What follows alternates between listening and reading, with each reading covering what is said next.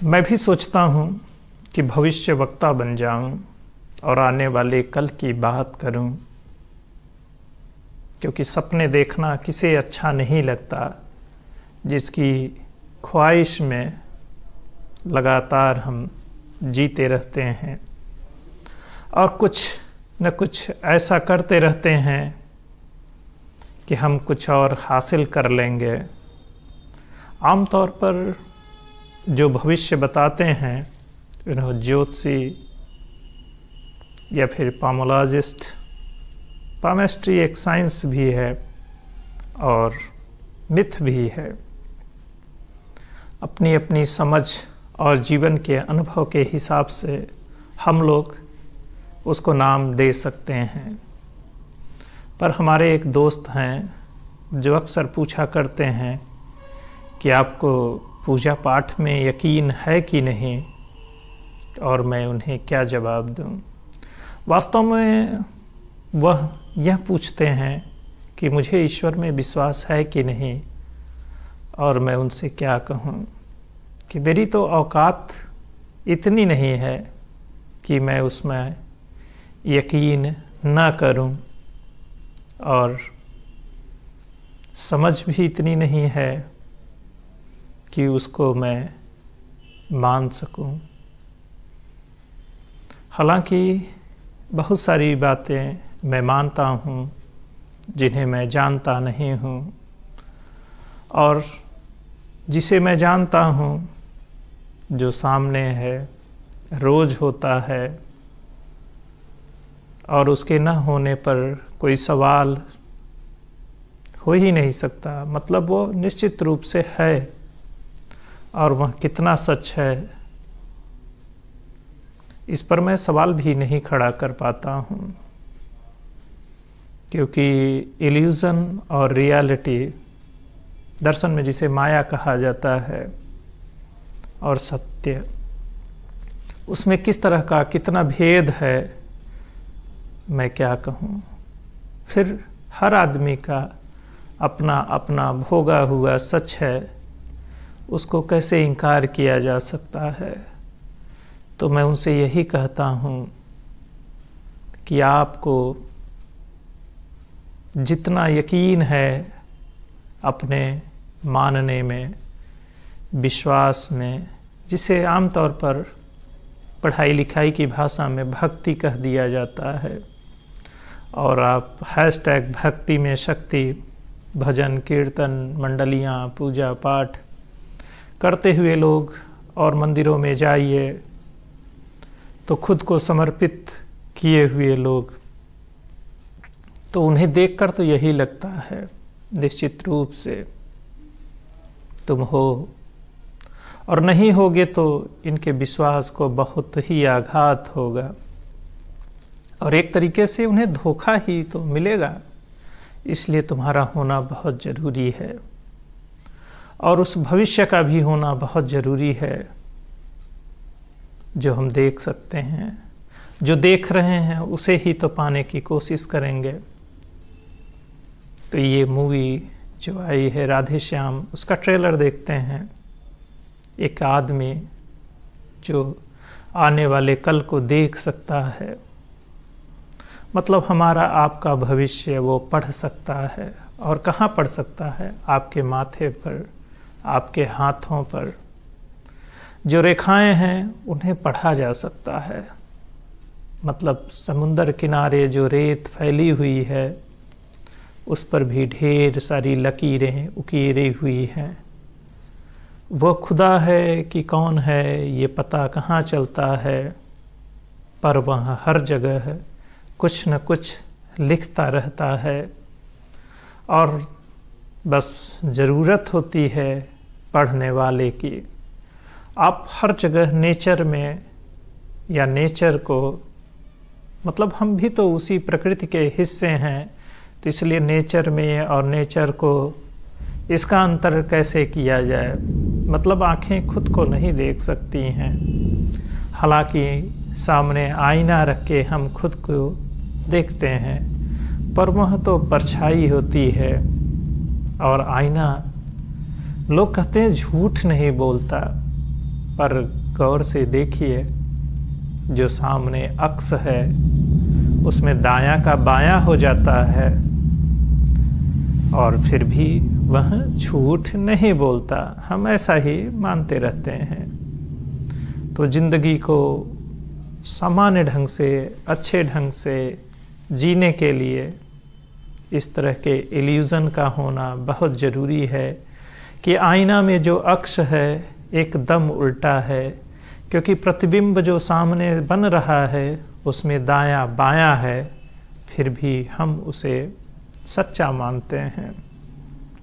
उसी तरह यह दुनिया, जिसे शास्त्रों में कहा जाता है कि एक समय बाद यह मिट जाएगी, धर्म को मानने वाले और विज्ञान को जानने वाले अजीब तरह के विरोधाभास में जीते रहते हैं। पर सच तो यह है कि दोनों एक ही बात कह रहे हैं और उनका यकीन एक ही चीज़ में है, विनाश और निर्माण। विनाश कब हो रहा है और निर्माण कब हो रहा है, यह तय कैसे होगा? तो फिर जो आने वाले कल को देख सकता है वह आपसे कुछ कहता नहीं है। जब आप उससे सवाल पूछिए तो मुस्कुराता है, और जब कोई उससे कहता है कि मुझे तुमसे इश्क है, तो वह कहता है नहीं, मैं किसी से प्यार नहीं करता हूँ। क्योंकि उसे मालूम है कि जब आप किसी से प्यार करते हैं, उसे चाहते हैं, तो फिर उसकी भी तो मियाद तय होती है और उसे इस दुनिया से जाना होता है। तो वह इश्क की कोई मियाद नहीं तय करना चाहता है, इसलिए कहता है मुझे तुमसे मोहब्बत नहीं है, चलो कुछ देर साथ बैठते हैं, मिलते हैं, नदी किनारे कुछ दूर चलते हैं और कहते हैं कि एक दूसरे से, और वह यही कहता है। वह बार बार यकीन दिलाने की कोशिश करती है कि वह इश्क में है, पर वह हर बार यही कहता है नहीं, मुझे तुमसे मोहब्बत नहीं है, क्योंकि वह कल देख सकता है और वह देख रहा है कि यह साथ कितने दिन का है, और फिर जब छूट जाना है तो इश्क का यकीन भला उसे क्यों दिलाएं? क्योंकि जब आने वाले कल की उम्मीद में एक बड़ी इमारत बनती चली जाती है, सपनों और ख्वाब की दुनिया हकीकत जैसे लगने लगती है, तो उसके गिरने टूटने पर बहुत दुख होता है। तो वह जो कल को देख सकता है, वह यह नहीं चाहता कि उसके महबूब को कोई तकलीफ़ हो, और वह भी उससे इश्क करता है, यह नहीं कहता है, क्योंकि उसको मालूम है कि फना हो जाना है एक दिन इसी दुनिया में, और पता नहीं फिर कौन सी दुनिया होगी जहाँ वह मिलेंगे या फिर नहीं मिलेंगे। क्या पता कि इस सब कुछ खत्म हो जाने के बाद भी जो होगा उसमें वह कैसा होगा और उसके इश्क की परिभाषा कैसी होगी। ऐसे में फिर वह कहता है कि मैं नहीं करता तुमसे प्यार, जाओ तुम मुझसे दूर चली जाओ, बस जितनी देर साथ हैं साथ रहते हैं, और बस इसी वक्त के जो भी लम्हे हमको मिल रहे हैं, आओ थाम लेते हैं और ज़िंदगी जीते हैं। और कोई सवाल क्यों करें जिसके जवाब न मिल पाएँ? पर वह कैसे समझाए लोगों को? लोग तो यही समझते हैं कि वह आने वाले कल को देखता है और उसके सामने न जाने कितने हाथ और चेहरे कहते हैं कि लो मुझको पढ़ो, और वह कैसे पढ़े? उसने आईने में अपनी शक्ल देखी थी और उसे अपना कल नज़र आया था, और हर आदमी का कल तो वैसा ही है। तो उस कल के जानने पहचानने की कोशिश में आज को क्यों खोना? आज का जो ये पल है आपके पास, उसे ही तो जीना है।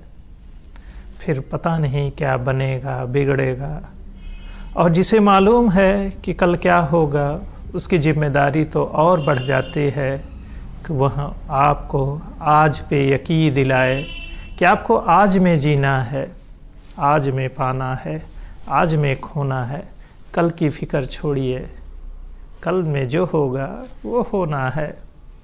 और वह ज़िंदगी के कुछ आसान फ़लसफ़े लेके चलना चाहता है, पर दुनियादारी और दुनिया के लोग, मतलब हम हर पल असुरक्षित महसूस करते हैं कि अब क्या होगा, अब क्या होगा, कल हम होंगे कि नहीं, और होंगे तो कैसे होंगे। और इस असुरक्षा बोध के चलते वह कल को जान लेना चाहता है कि कैसे क्या करे जिससे उसका कल सुरक्षित हो। पर कल तो एक जो बीत गया है और एक जिसे आना है वो कभी आता नहीं है। जो बीत गया है उसमें हम जा नहीं सकते, जो आने वाला है वह महज कल्पना है। क्योंकि जब आज में ही रहना है तो कल जैसी चीज़ कहाँ होगी। फिर ज़िंदगी को हसीन बनाने के लिए उस कल को सोचना भी तो ज़रूरी है, पर उसके लिए डरना बिल्कुल भी ठीक नहीं है।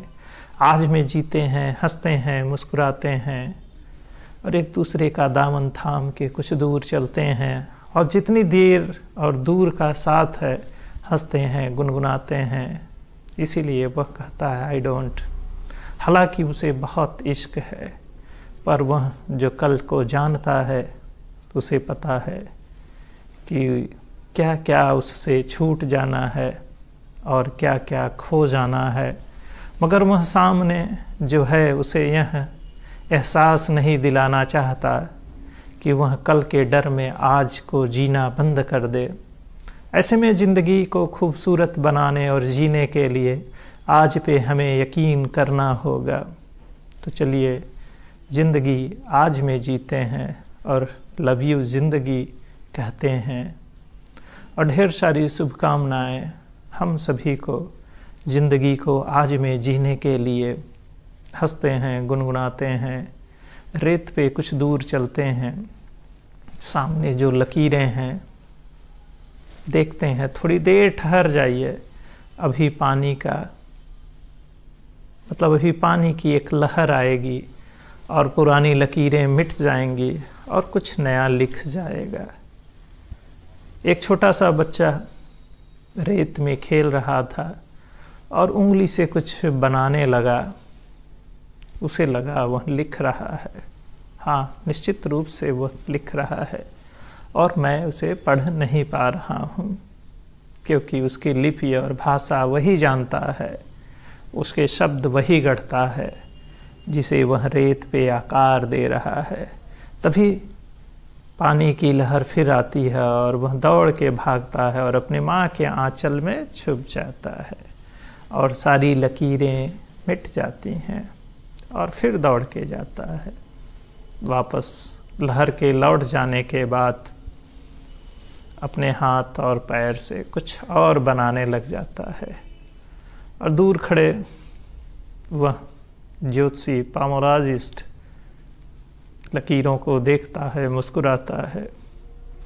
उसे फिर भविष्य की कुछ बातें पता चल जाती हैं और वह मुस्कुराता हुआ चल देता है।